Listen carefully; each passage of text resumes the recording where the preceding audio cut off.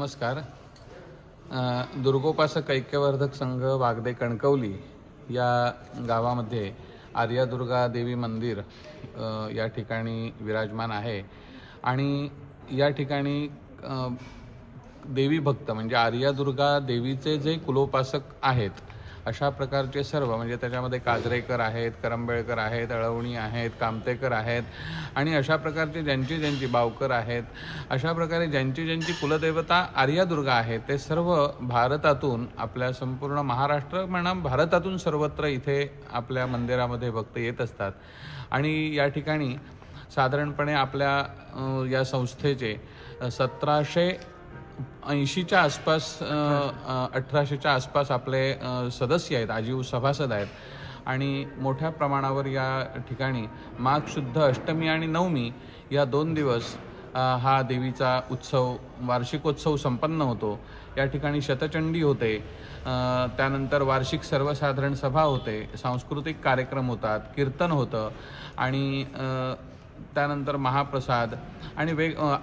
पालखी प्रदक्षिणा आणि अशा पद्धतीने 2 दिवस हा एक मोठा सोहळा या ठिकाणी प्रतिवर्षी संपन्न होतो. नवरात्रामध्ये 9 दिवस या ठिकाणी देवीची पूजा, कुमारिका पूजन, कीर्तन सेवा, पुराण सेवा, महाप्रसाद अशा प्रकारची सेवासुद्धा या ठिकाणी संपन्न होते. मुळात ही प्रतिदिवशी सांस्कृतिक कार्यक्रम 9 दिवस संपन्न होतात आणि दसऱ्याचा महोत्सव संपन्न झाला की कोजागिरीला या ठिकाणी या उत्सवाची सांगता होते. आर्यादुर्गा देवीचं मूळ स्थान हे अंकोला कर्नाटक या ठिकाणी आहे आणि त्या ठिकाणहून ही आपल्या देवीचे बरेच भक्त त्या ठिकाणी सुद्धा जाणारे आहेत आणि तिथून मग त्यानंतर आपले कुडाळ तालुक्यामध्ये सोनवडे हे गाव आहे आणि या सोनवडे गावाच्या नदीच्या तीरी जगदंबा आर्यादुर्गेचं स्थान आहे. या ठिकाणी सिंधुदुर्ग जिल्ह्यातील सर्व जे काही देवीचे उपासक आहेत हे या ठिकाणी जायचे पूर्वी, परंतु त्या ठिकाणी गेल्यानंतर काही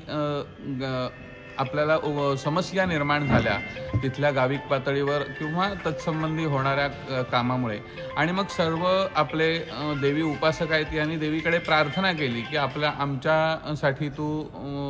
वागद्यामध्ये यायला तयार आहेस का. आणि तेव्हा जगदंबेने जो प्रसाद दिला त्याला अनुसरून 1960 ते 1966 ते 1966 ते 10 वर्ष तिथे 77 पर्यंत तिथे उपासना आणि कार्यक्रम व्हायचे आणि 77 नंतर या ठिकाणी आपण आर्यादुर्गा वागदे या ठिकाणी देवीचं आगमन झालं आणि त्यानंतर मला वाटतं 1980 यावेळी छोटंसं एक मंदिर बांधून एकदम छोटं मंदिर बांधून या ठिकाणी अर्चा झाली आणि त्यावेळी अत्यंत 300 रुपयावर अगदी संस्थेकडे फक्त 300 रुपये त्यावेळी होते आणि त्यावेळी ह्या संस्थेची सुरुवात झाली आणि या देवीच्या आजीव पूजेचं म्हणजे आजीव या ठिकाणी तिचं कार्य व्हावं म्हणून त्यावेळच्या काळातल्या प्रत्येक भक्ताने कुणी झाडं दिली, कुणी वेगवेगळ्या प्रकारे आपल्याला होणारी मदत देऊन या ठिकाणी छोटंसं मंदिर झालं आणि 1980 साली या ठिकाणी देवीची प्रतिष्ठापना झाली आणि त्यावेळपासून आतापर्यंत या ठिकाणी हा वार्षिकोत्सव सोहळा संपन्न होत असतो. आणि मला वाटतं साधारण 14 वर्षापूर्वी या ठिकाणी देवीचं हे मोठं अतिभव्य मंदिर 2014 मध्ये या ठिकाणी देवीचं हे भव्य मंदिर संपन्न झालं. साधारण 1 एकरच्या परिसरामध्ये आपला या देवीचं भक्तनिवास आहे. त्यानंतर या ठिकाणी मोठा भोजनगृह आहे. या ठिकाणी देवीच्या म्हणजे काही सांस्कृतिक कार्यक्रम घेण्याच्या दृष्टीने सभागृह आहे. मोठं भव्य दिव्य मंदिर आहे आणि या ठिकाणी प्रतिदिन देवीची पहाटेपासून रात्रीपर्यंत सर्व ज्या पूजा आहेत त्या पूजा संपन्न होऊन प्रतिदिवशी चंडीपाठ या ठिकाणी होणाऱ्या भक्तांकडून होणाऱ्या त्यांची कुमारिका पूजन असेल, कुंकुमार्चन असेल, त्यानंतर अभिषेक पूजा आहे,